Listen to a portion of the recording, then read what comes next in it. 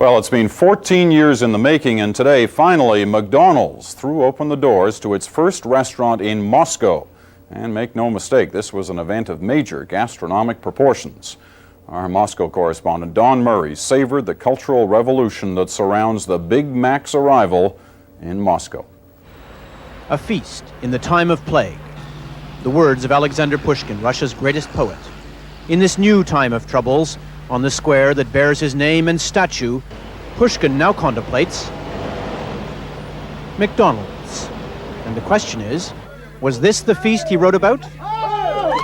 They opened what may be the world's largest hamburger stand this morning, and Pushkin's descendants crowded in. Their verdict on the feast was mixed. Но мне не понравилось. I don't like it at all, he says. It's not Russian.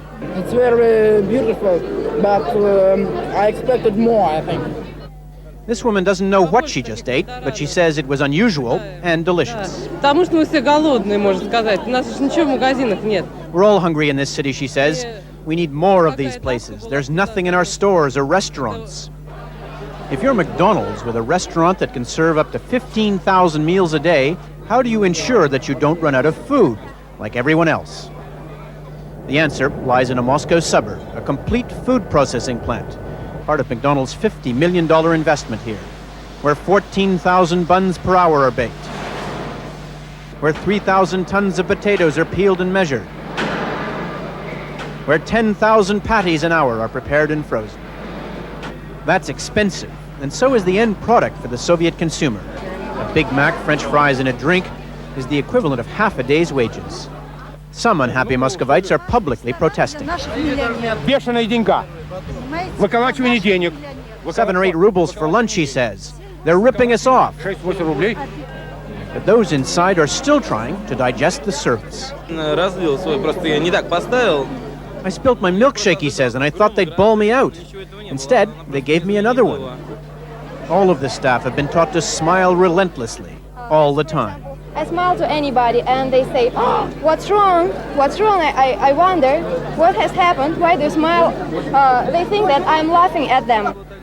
And so, on this day when cameras jostled and public relations triumphed, the head of McDonald's Canada, the prime mover in this joint venture, waxed lyrical, invoking Pushkin himself.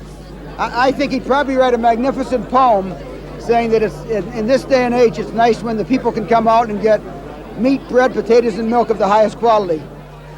What Pushkin did write was this: happiness can only be found in communal pursuits. They started lining up this morning at 4 o'clock. Happiness today in Moscow lay in the communal pursuit of a Big Mac. Don Murray, CBC News, Moscow. And 2 more signs of the instant hit McDonald's was today. The store had to stay open several hours past its posted closing time because there were so many people still in line. And the store set a McDonald's record for most people served on an opening day, 30,000.